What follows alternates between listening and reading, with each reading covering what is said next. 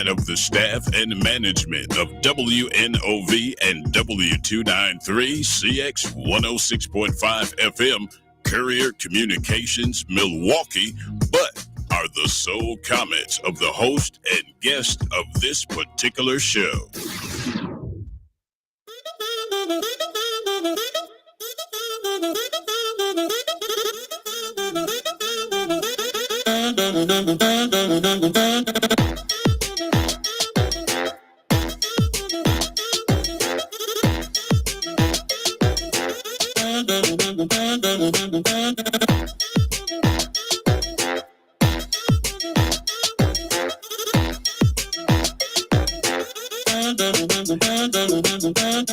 Happy Tuesday, y'all. Good morning. Be a Voice Radio back with us, top of the hour, 11 a.m. Hopefully, y'all listen to it somewhere where you have some air on, or you sitting by a fan, or you in a cool office. Wherever you at, thanks for tuning in to Be a Voice Radio, Wisconsin Voices, WNOV 860 AM, 106.5 AM. Bryan Sanders here, community outreach organizer for Wisconsin Voices. Of course, with my boy over here to the right, Joe Dray, policy director for Wisconsin Voices. Happy Tuesday, everyone. Excited to be here. We've got another great show today, I think. Yeah, absolutely. Yep. Yeah. Thank you for again just making sure that they keep us on point here at WNOV. So shout out to Jermaine and Debo and everybody else in the building. Byron. Yes, sir. Byron, go ahead and get it popping for us. You in the mix with us today, Byron? Yeah. All right, good to see you. How you doing over there? I'm good. How about you? Man, I'm doing pretty good, man. Good to see you. Is your crew pretty busy this year for Juneteenth? Your frat? I'm gonna be working. Yeah. They in the parade. Okay, so you gonna be with the frat this year? No, I'm gonna be with the station. I gotta work the table. Yeah. Yesterday, that had a good idea. It was like they should have a truck with all the people that's on the show. Everybody on WNOV should have been on one truck. All the people who was on the show. I was like, that's not a bad idea, especially since we won't be in the parade this year with Wisconsin Voices. I'll be out there, but I won't be in the parade like I was last 2 years. But speaking of Juneteenth, I just wanted to highlight some things that was going on. Looks like American Black Holocaust Museum is having a Juneteenth event tomorrow as well. If you want to stop past there, check that out. We also, of course, are we getting started with the Juneteenth events around the city and around the county as well, and outside our county. It looks like Washington County is doing their Juneteenth celebration too. So I do know that's Just Us of Washington County. That's one of our partners out there. Make sure that if you are in that area, or if you'll be out there, you can go ahead and go support. That'll be Sunday, June 22nd, out at Washington County at 12 p.m. out there in Hartford. Actually, it's at, it looks like Kettle Moraine. I believe it's 3544 Kettle Moraine Road. And of course, this weekend or this Juneteenth parade will be going on. If you are trying to line up, it's starting that on Atkinson. Get out there early so you can get you a spot. Of course, then from there you have the Juneteenth Day celebration at Rose Park. The kids zone will be open. Senior zone will be open on MLK and Locust, and then you have the teen and veteran zone as well. So get out there if you are willing to get out there during the day, and also at night, 6 p.m. at Henry Meyer Festival Park. You'll have the Juneteenth event going on as well. Ticket admission will be $19 or free with shelf-stable food items donated between noon and 3 p.m. And the donation support Feeding America of Eastern Wisconsin and North Cotton. So we get that out there before we get to our guests. So since we got the man with the plan back in the building, we had him in here when he was doing his thing, getting ready for the big election. So we got him here. And Joe, I think we'll do the honors. You got him back. Yeah. Awesome to have you back. I think we actually had him here on election day. Yeah, that's right. Yeah. So welcome back, Alex Brower, election day, Alderman, 3rd District. Milwaukee. Welcome back to WNOV Be a Voice. Yeah, it's so great to be back. Thank you all so much. Yeah, and just want to uplift again what you're saying about Juneteenth. I hope everybody in Milwaukee is making it out. I'll be there all day. What a great day to celebrate, freedom and the real celebration of freedom in this country, and to make sure that we, support the liberation of every single person in this world. Yeah, big time. Right on. Well, we're going to dig right into it if you don't mind, and I'm going to ask you kind of. how's it been in office? How's the first, I think you said, 11 weeks now? Yeah. What's kind of your assessment? How have things been going? Yeah, no, I joke amongst some of my friends that I went from being a washed up substitute teacher to being the basically the mayor of the East Side, and and it's been absolutely wild. There's been so much stuff. I mean, first of all, I'll say this. I just got a shout out on air. I hired my campaign manager, Jessica Cook, to be my legislative assistant, and she's been doing a phenomenal job. So I just wanted to shout out her. She's probably at City Hall listening to this, maybe rolling her eyes with this shout out, but doing a lot of the work. So I'll say broadly, I've discovered a few different things. If I can share some stuff, just going from being a union leader and an organizer to now being in elected office. Elected officials, I have found that every single elected official at City Hall does care really deeply about this city. Mm-hmm. They care. I have found that from every one of my colleagues that I've met with and talked with, and even, I mean, the differences that I've found have been just on, the tactics we use, and even the destination to a certain extent, because as a socialist, I differ in the destination that I want this country to achieve than some of my other colleagues. But I do find that even if we differ on the destination and how we get there, that they do all care really deeply about this city. So so that's great. The other thing I found too is that we are faced with so many restrictions from statutes, from the Republicans in the legislature. And I don't even want to blame the Republicans either. I mean, Democrats are responsible for some of this stuff too. Some of the revenue limits that were put in place on cities were instituted even during the Doyle administration, who was Democratic governor from 2002 to 2010. And with Democratic legislature in part doing that. So we face a lot of issues as far as restrictions on what we can and can't do. I'm a big proponent that we should let, the city of Milwaukee be as progressive as it wants to be. Other states, other cities have less restrictions. So that's one of the things. But one of the surprising areas where we don't have some restrictions that we're continuing to pursue in our office is the city's ability, and I was talking about this during the campaign, is the city's ability to replace We Energies with a utility that's owned by the people instead of shareholders. Chapter 197. I'd encourage all of your listeners, if you like to nerd out like I do, check out that. Just Google Chapter 197, Wisconsin State Statutes. You can see it's right in the law that the city of Milwaukee can purchase the infrastructure from We Energies and operate it as a municipal utility. And so I'll also say just, broadly, there's a lot of people, care so deeply about the city, and we get a lot of contacts. All the alders are getting contacted. And so, that's been one of the things that we've dealt with too, is just the sheer number of contacts. Everything from my trash didn't get picked up to I don't want to see the city use facial recognition technology. Right. So there's been a whole bunch of different contacts, and that's been good though to see everybody in the district and on the east side care. And I know that the listeners, wherever you are in the city, reach out to your alderperson with your thoughts, or even if you're not in the city of Milwaukee, make sure, if you're in some other city, if you're in Glendale, make sure you're reaching out to your elected officials there. We do enjoy hearing from people.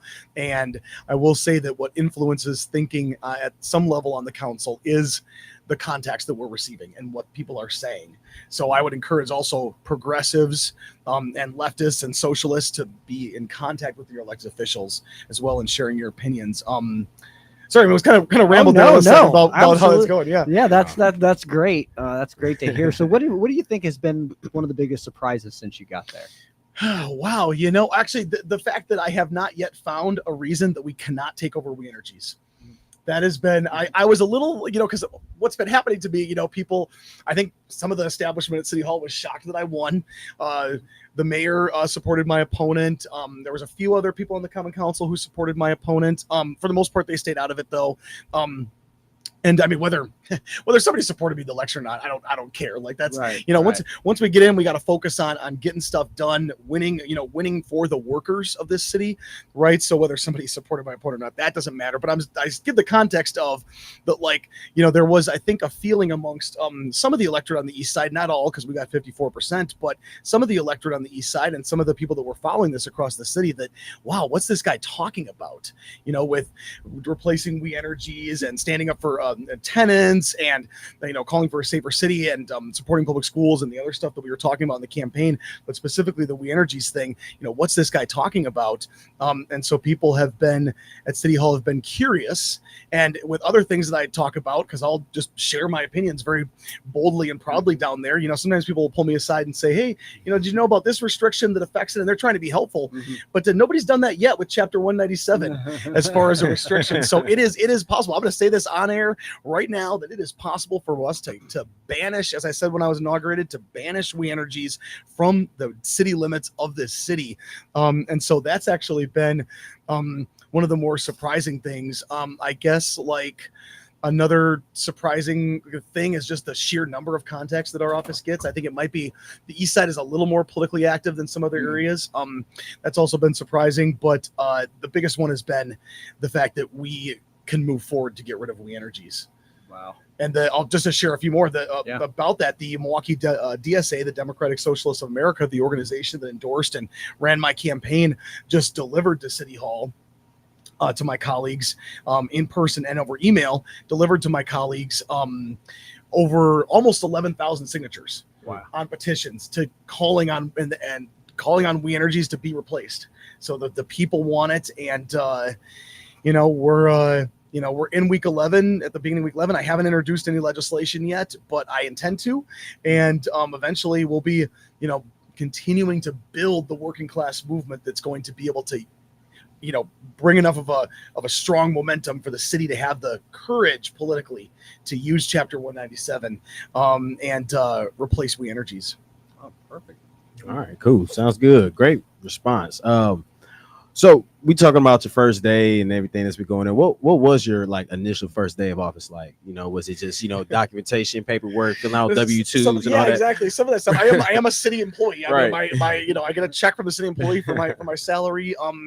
So some of it was some of that mundane stuff. And I was telling Joe before we got on air here that prior to this, I hadn't started a new job. Like one of my jobs I had for 10 years, another one I had for almost 5 prior to coming to this. So I literally the new employee stuff was a little you forget it. You forget about how I worked a couple places for 5 years or 6 years, and you forget about the little W-2 stuff until it's time exactly to do it. that, and just meeting everybody and getting to know all the systems. And we're still doing that because the city of Milwaukee has, I believe, over 6,000 employees. Wow. And there's multiple departments, and so we're still trying to find so we know who exactly to go to when on the east side when trash doesn't get picked up, and who exactly to go to when we need to lodge a complaint about a policy.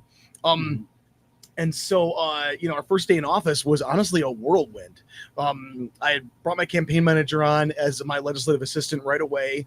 And so it was her and I just going from meeting to meeting to meeting. Oh, you got to meet this person. And the city clerk, Jim Ozarski, has been really helpful. Nice. For your listeners who follow the council meetings, I'm not sure how many do, but if you do ever follow the council meetings, Jim's the one that reads the files and stuff. And he's been extraordinarily helpful in introducing us to the right people and everything. So actually it was just meetings and meetings.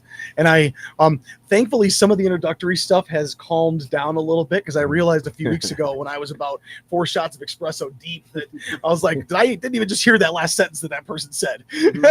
That's just how much of a information overload, huh? Exactly. Yeah. So now that that's calmed down a little bit, we're building some systems in place in our office to be able to just, connect with every constituent who reaches out, and then also launch into proposing legislation and really doing what we intended to do to get down there, which is to shake things up, right, and bring some transformative change to the workers of the city. Man, I'm all about progressiveness in our city, man. Yeah. That's my thing too. I like it. I don't care what level it is, as long as it's doing something for all parts of the city or touching every part of the city, I'm with it. So do your thing, whatever you got to do. No, I believe as part of my legislative philosophy that we should be doing every single thing we can. I have encountered colleagues who've expressed some concern about, well, maybe we shouldn't, saying something like this, you shouldn't introduce legislation unless it's going to pass. And I deeply disagree with that as a legislator. I deeply disagree with that. We should be, even if it's doomed to fail, we should still get the idea out there because that's what the constituents put us there to do. Now, the argument on the other side would be, oh, well, the constituents put us there to achieve things. So therefore, if you propose something that isn't achievable, therefore you're not doing your job. And that is one way of looking at it. I never know until you try. Yeah, exactly. I just disagree with it because really the public discourse is what's important, right? So you introduce a piece of legislation, even if it's doomed to fail, places like this radio station and other places will discuss it. People will talk about it at home. Like, so being, there's only 15 of us on the Common Council in Milwaukee out of a city of 518,000 people in this town. Like, there's only 15 of us. So we, need to be leaders and just leading the discussion. And I've made that argument to my colleagues, and, sometimes we just agree to disagree on some things. But I'm hoping to, move them along to be, as progressive as they possibly can be. Wow. Yeah, that's interesting. Great as a former city council member Yeah. myself, I was about to say, Joe, it's very interesting to hear this because there were times when I would introduce something and, like you said, nobody else up there is for it. Yep. And you start to question yourself, and you guys start to have a little bit of self-doubt. Like, am I on the right path? Am I doing the right thing? All them people are giving me the funny eyeball, Yeah. and it's, or, you vote no, you're the only one to vote no, and you stand alone on principle. And that's got to be a really tough thing to do sometimes, especially when you're newer into the position. And I haven't been a lone no vote on anything yet. But I do, and I'm not afraid of doing it. I mean, I'll do it when the movement demands it, right. And that's one of the things I want to get across to every listener, here, is that one of the things we're bent on doing is recognizing, well, first, I guess let me back up and say that City Hall and is in a bubble in a lot of ways, right? It is, it's like we're on the council, we are if you compare it to a private sector entity, we are the board of directors of a $1.2 billion corporation. Right. And so it just because you're in that environment all the time, and this goes beyond just the Common Council and some of the department leaders, but when you're in that environment all the time, what I've found is how easy it is to get just wrapped up solely in that environment. And, I am bent as an elected official on making sure that I, as they say on the internet, get out and touch grass and stay connected with the grassroots, so, I think, I just want to also share that one of the things we're looking to do to combat that is be bringing in volunteers into our office to help with some of our office tasks and working on some of the, constituent services and all that stuff that we want to deliver in an excellent way. And so bringing in, people just from the grassroots to see how some of that stuff works, right. And then just continue to be connected with community organizations. I was joined, I wasn't the only member of the Common Council. I was joined by at least I saw Jose Perez and Scott Spiker, but I went down, just as an example, I went down to the Common Ground. They had their annual assembly, I believe last week or the week before, that I went down there with my legislative assistant. And so doing things like that, staying connected with grassroots organizations that are leading the way. And I've been in contact with some of them, especially around this the facial recognition technology issue that the city's been facing. Yeah, I know one of our partners, Milwaukee Turners, has been one of the forces in that, and Emilio, I've been seeing. Shout out to Emilio and everybody at Milwaukee Turners. They've been pushing a lot of different things like facial recognition and other things that the city has been trying to, I've been so impressed with Emilio with his work down there since he came in as the ED of the Turners, because you might imagine the Turners, okay, they have this nice building downtown, they're goal is to have a gym and make a little money having concerts or something. Push fitness, right? Yeah, exactly. And Emilio's kept doing some of that stuff. I mean, they have great shows in their hall. But additionally, what I've seen him do is push policy things as well that are, because the Turner ethos is a fitness of mind, body, and spirit, right? So he's been pushing all of that. And if I could, I can talk a little bit about of course, some of the stuff they're lobbying on too. That we're because one of the things they've brought to our office's attention is the issue of facial recognition technology. And just so all of your listeners are aware, the police department made a proposal several weeks back now to use facial recognition technology, which uses AI and other components to basically attempt to electronically identify someone using a computer program. And the city wanted to acquire this technology from a company, and I don't remember the company's name, but they wanted to basically get it for free. And in exchange, they were going to trade the city's mugshot archive for the free use of this technology. And you can, just right there, whether you support FRT or not, facial recognition technology or not, like the idea that we would turn over. I mean, obviously, if there's a mugshot, it is public record. Like, it's not impossible for someone to acquire it. Right. But just to turn it over to a private company, especially one that's developing facial recognition technology, the issues there are through the roof, right? Because somebody could have been arrested, right, and then found not guilty after they were adjudicated, right? And then we, innocent until proven guilty. And if the courts find you not guilty, you are not guilty.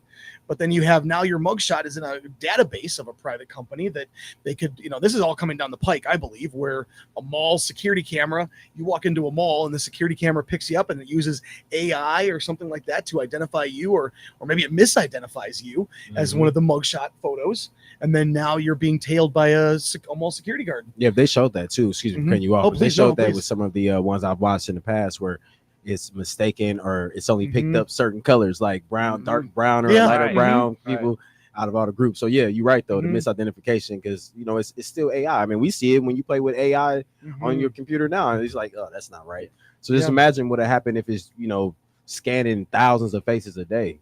And so the police department is saying that they can potentially better identify and apprehend criminals using AI software. And I've never used something like this. I can't speak to its efficacy in that regard, but I can say that, like, even if there is a chance that it helps them identify criminals better and capture them, like, the risks outweigh the benefits of using the effort. I mean, even if they are right, and I don't know if they're right on that, but even if they are, like, the risks outweigh the benefits for this technology. We should not be using it. So I was joined actually by 10 other colleagues. 11 of us out of 15 on the council signed a letter in opposition to the police department's use of facial recognition technology.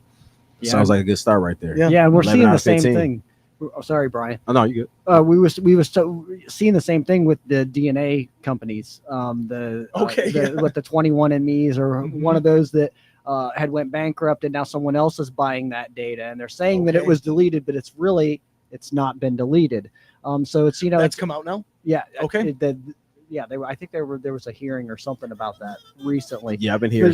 But like, there's a lot of concerns with people having their DNA out there and being owned by a private company, and the same thing with facial recognition. They're going to have that information. That's going to be a private company. It's not there's not a lot of government oversight to make sure that they're doing the right thing. All of a sudden you see your face on a commercial across overseas from facial recognition. Now we got another whole problem. But I love this conversation. I want you to keep it going, and we're gonna keep it going with Be a Voice Radio. We got Alderman Alex Brower in the building. We'll be right back.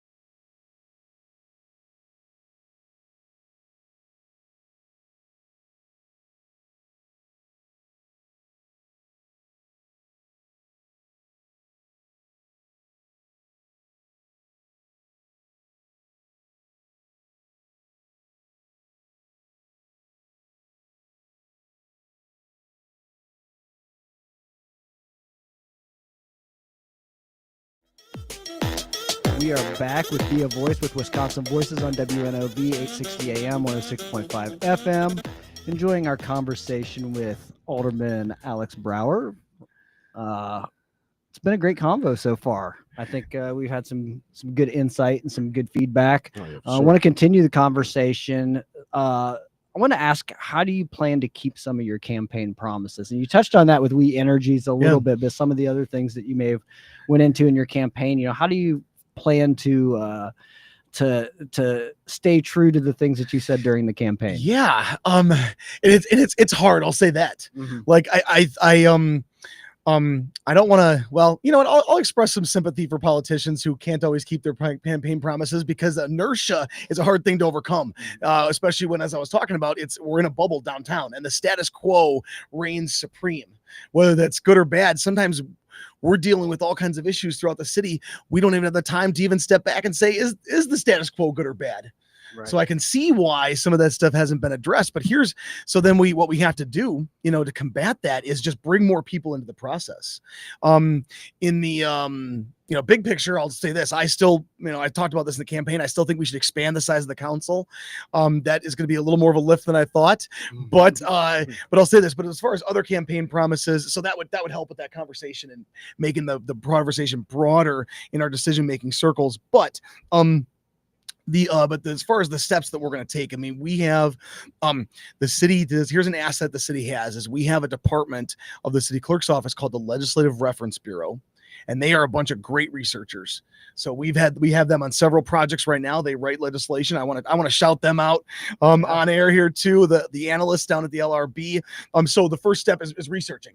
Right, to keep the campaign promises, everything we talked about in the campaign, finding every single avenue with all of the points that we had and just the other ideas that we want to bring, finding every single legal avenue. Because like I said, we're constricted by not only the state statutes, unfortunately, but by case law. Too, as well. And what I mean by case law, for those listeners who aren't aware, is just the rulings that judges have made over the years. We're restricted in some of those ways down at City Hall. So researching is the first step as far as keeping the campaign promises, finding every single avenue. And then when we find one, I'm gonna grab on like a bulldog and work to make it happen, even if it's a small part of what we could do. The other piece that we're going to do is bring more people in by bringing in volunteers into our office and connecting with community organizations, including the Democratic Socialists of America, including the Turners, including Black Leaders Organizing Communities, including the ACLU of Wisconsin, including bringing in those groups and having conversations. Because what really needs to happen for legislation at the council level to be successful, in my opinion, is for there not only to like be legally correct and enforceable and passable in that respect, but to have a movement behind it. Movement, and whether that's of progressive organizations or socialist ones or just neighbors, even just an informal neighborhood group, like that's going to be one of the key components to us keeping our campaign promises, is continuing to build the movement that's going on. And for all of your listeners out there, I would just suggest, let me just make a shameless pitch here. As the organizer, this is the organizer of me speaking, that everybody who's listening right now should deeply consider what actions they're taking every single week, and get involved in groups, even if it's your neighborhood association, even if it's I would argue that it should be a socialist organization that you should join, but that's my opinion. But whatever you do out there, for those listening, like, take action, take even small steps, just small, consistent steps can help us build the movement we need to have transformative change. I'm the only socialist on the Common Council, and I'm only one of 15, and everybody has their, but if the working class of this city is united behind a program, like we could be unstoppable. And I can assure you that my colleagues in the council will take concerns brought by the mass movement seriously. Even if they politically disagree with it, they will consider it if there's enough voices. And I think there's potential for us to change their minds as well, if we can demonstrate that there's support behind that. And so, yeah, like I said, getting people to, help in our office, research, help in our office, and staying connected is how I intend. And I think we're on track for all of those things. It's been we're in week 11 now. There's been a lot to learn. I think one of the things I didn't mention in the beginning too is just how, the scope of what city government is and what it entails, and just all the there's a lot of stuff and we'll get an email asking from a constituent asking, or even not, asking us like, well, what does this mean? Or how do we achieve this? And it just presents a whole new horizon of, okay, what are the controlling statutes there? What is the related city department? And so even just the nuts and bolts of getting, all that stuff together, is work that needs to be done. But like, I think sometimes at the council, some of us get just trapped in only that kind of stuff, only the constituent services. And I've said this to some of my colleagues, and I said this during the campaign, that, we do need to keep, even though we represent a district, we need to keep the entire city in mind when we cast votes. We are the legislature for the entire city, and a vote, we can't just have one policy for one district and one policy for another, because we're one city, right? United, right? Under the city of one. I think we should continue to be that, right? Like we should promote unity over division, generally. But as far as keeping the campaign promises, just involving more people, checking in, bringing in new ideas, asking for ideas, and if anybody, I'll do another shameless pitch here on air, which is that if anybody has ideas for legislation or wants to connect, the email for our office is alex.brower@milwaukee.gov, and Brower is spelled BROWER. And you can also, if you just Google Milwaukee Common Council, you'll see our contact information there too. But that's the thrust of how I intend to do that. Awesome. All right, yeah, cool. Great. That was constituents question, right? Yes. Right. Yes. Getting out there with the people. What would success look like to you after your first year in office, or 1 year in office? Yeah. The introduction of new ideas into the conversation down at City Hall, even if they're not successfully passed. So that comes in the form of legislation and resolutions and ordinances and stuff. So that step, having some good legislation that changes the conversation down at City Hall under our belts within the first year. And going back to what I was saying before, continuing to organize and having built a larger movement after a year in office. I mean, I don't think I really want to make sure that this isn't just like another feather in my hat or something, that this is part, because I view this position as a piece of my life's work to contribute to this city and contribute to this country. Oh yeah, and I don't want to sound patriotic, no, but it's I will a part be of your legacy, yeah, for real. exactly, I mean, you hold this position. This is a position that people have been trying to get in. I mean, I got family members who ran for automatic positions. Good on them. Yeah, and they wanted to get in, and my granddad in particular, George Sanders, he ran back in, I think his last time running. That's great. 2003, 2004 when he's alive. I mean, he passed away back in 2021, but yeah, he ran, and he wanted to get in there so he can make a change. So a lot of people want to make a change and want to get into here. So just you probably motivating somebody to run for office that you don't even know. I hope so. I hope everybody out there who's listening. So it is a part of your legacy. I was saying, And continue organizing people in that fashion, whether it's running for office or not. Just like success, another measure of success that I would say, and let's keep this tape and look back in a year. How about I'll have me on in a year from now. We can evaluate this situation. But really though, to keep for it to be successful, I would say, organizing and mobilizing, building up new leaders, not just in District 3, but that is where I represent, and I maintain a focus there, but throughout the city. We need there's not a shortage of leadership necessity in this world right now. Honestly, like if anything, this world needs more and better leaders. Right now, we are, and I think everybody who's listening is aware, and you two are definitely aware here, that like we are facing a crisis right now. And it's not just the stuff that Donald Trump is doing, although almost everything that he does is absolutely abhorrent. It's not just the stuff that he's doing, though. It's the entire capitalist system of oppression. We talk about, let's go back to Juneteenth Day, right? Like, let's go back to Juneteenth Day here, right? Like the entire existence of the idea that it was legal in the United States to own somebody, mortgage them, and force them to work was a product of capitalism. We were fighting capital. The Civil War was about capitalism and fighting capitalism, and now we don't have chattel slavery anymore, where you can mortgage a human being or, own them on paper, and then it's recorded at the Register of Deeds office. But we do have, other forms of slavery, like, prison labor, people who are held in slavery, hidden in slavery right now. And then also just the forms of wage slavery that exist, where people are trapped in jobs. Yeah. Because they can't leave, because they need the health insurance or they need the income. And that's because we don't provide the basic necessities in this world. So I say all that to say that look at all those problems that I just laid out there, right? We have so much work to do. So for everybody listening, be a leader any way that you can.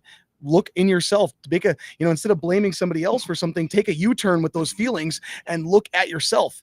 Mm-hmm. What can I do? Still be mad though, by the way. Like, and there are people and institutions to blame for what's going on right now, by the way. I'm not absolving them of but take those feelings of anger and injustice that you're feeling, turn them right back at yourself and ask yourself, what can I do to remedy this? And that's what led me to where I am right now.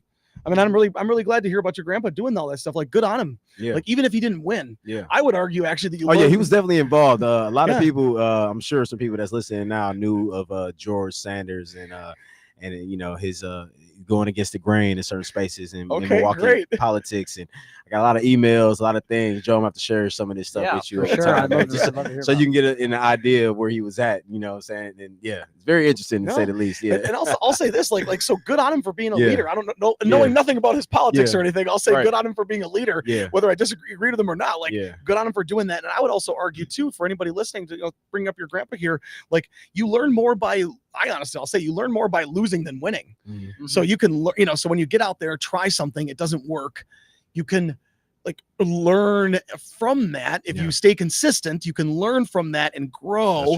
Because I ran for office twice, and in this third race, I mean, it was the talk of some circles, like, oh, Alex Brower's a loser. This isn't going to be what happens, this time. Like, he's of course not going to win. This is just another one of the DSA's little, adventures that they're trying to go on. That was said in some circles, and then now look, I sit on the Common Council and I'm able to affect change. And that's in part because we lost previously in elections, and people and organizers, not just me, but other organizers in the DSA and other spaces learned from that, and so for anybody who's even encountered losses as far are frustrating, like, keep going, keep fighting. Yeah. I love that. So how do you, let's talk a little bit about development projects. So how do you ensure development projects don't lead to gentrification and displacement? Let me touch on a few things that we're facing. This has been one of the more frustrating pieces of being in office at City Hall, to be very honest. We talked about in the campaign supporting housing for people, not for profit. Mm-hmm. And I'm going to be honest with you, that particular platform point is going to be harder to achieve than getting rid of We Energies. Because here's why. Not that, there's solutions in all of this, but just let me lay out the scope of the problem here first, which is that not only is the city, I asked some of the leaders at City Hall, I asked some people in the Department of City Development if we could introduce legislation to require affordable units in all of these developments. I'm ready to introduce that at the drop of a hat. There is actually, because of Republicans and some Democrats, there is a statute on the books right now that prohibits the city from doing that. It's just insane. And not only are there statutes, there is case law.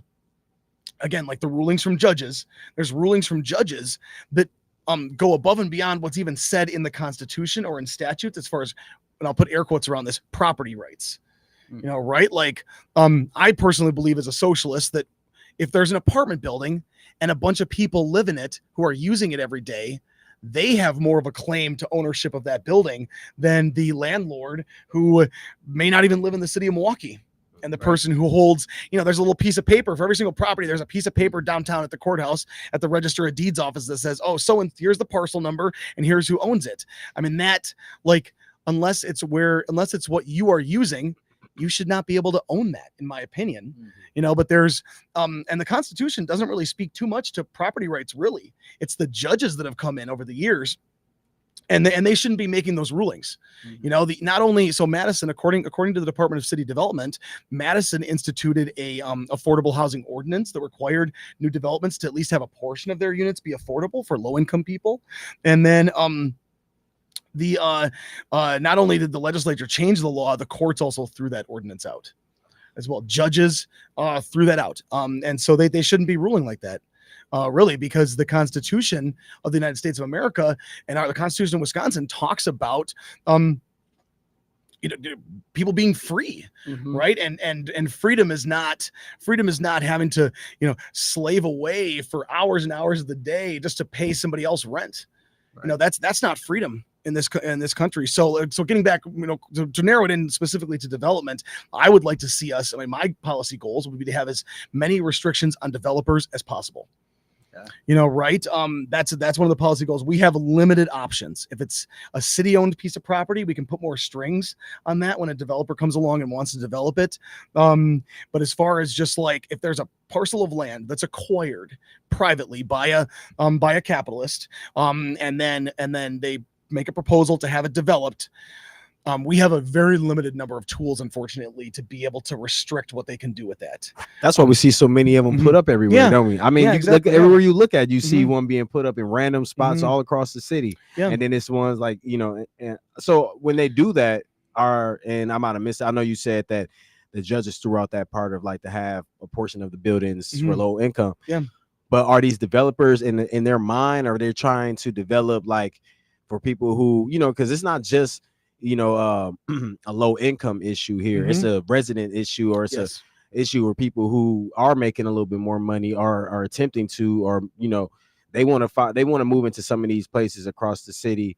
And we see it in Wisconsin. Some of the people here aren't able to for the smallest reason, like they don't make 3 times the rent, but they make enough money to afford it, but they're not making it 3 times the rent and things like that. Do these developers always come in with the mindset of trying to get the low income portion, or is this like like they don't really care, they just want to throw these buildings up all across the city just to make a dollar? I think somewhere in the middle of that. Okay. I have met with developers who I think legitimately care about quality housing for everybody in Milwaukee. Okay.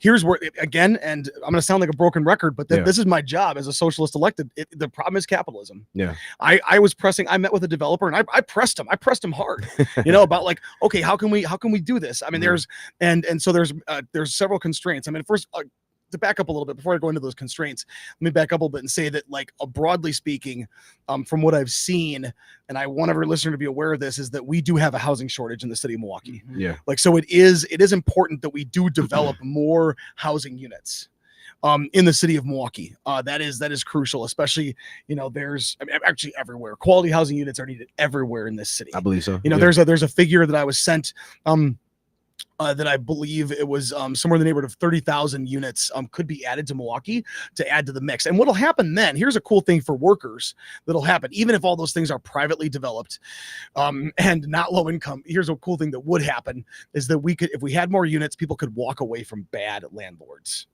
That is a silver lining to more development that I do see, that if we do have more units, that's real. There's a possibility real. Because right now, especially like on the east side, and there's regular work, maybe there might be an impression across the city that the east side is just the rich people's playground, but there's working class people, service sector. Through there, I know. There's people, there's people working 2 jobs over on the east side. That's how I got into office. I mean, if it was just for rich people, they wouldn't have elected a socialist on the east side. Okay, if we're being real there, but so the working class brought me into office, and so even in places like the east side, I mean, we just need more units, and so it's I'm trying to take all these things into consideration, but so then flash forward to I had a meeting with a developer, and I was really pressing him. I was like, okay, why can't we have every high-rise apartment building that y'all build be extremely affordable for a person who's a service sector worker? Why can't we do that? And a couple things came into play there. The first one that's the smaller issue being the cost of construction right now. And we could put that solely on the capitalist in chief, Donald Trump, for all the tariffs and all that stuff that he's implementing. That has brought instability into the market and caused the construction costs to increase. So now, I have been told by developers that the only thing they can afford to build is luxury. That if they acquire privately a piece of land, especially on the east side, if they acquire privately a piece of land and start building on it, the only thing they can charge is like a minimum market rate, if not above, to make it work for their math. Now, the working for their math, and for the listening audience, I'm putting air quotes around the word working for their math. The other piece of that is, and the bigger constraint that we have, is the investors that are backing up these developers. And I'll make this argument broadly that everyone, no matter what role they play, in this world. I believe everyone is a prisoner of the system. So it might be that the different levels and different exactly different spaces though. The richest 1% have better cells. Okay, in this prison of capitalism. Yeah, exactly. In this prison of capitalism that we're all in, and that's why it's important for us to talk about systemic change. I'll wrap up my thoughts here right now. That's why it's important for us to talk about systemic change. But basically, the investment class that is backing up these developers or lending the money to these developers they want a great return. And I mean, that's inherently the problem with capitalism. And they're being told by their financial advisors that they need to get a good return. And so I think long-term, the solution is to build up non-market housing, find financing for cooperatives, for cooperative houses. And again, I haven't pursued this too much while in office yet, but build up HACM. The housing authority, despite its problems, should be reformed and have more construction going on. I like that. More properties. We need more spaces here in Milwaukee. I appreciate that. Alderman Alex Brower will be right back with him via Voice Radio. Wisconsin Voices.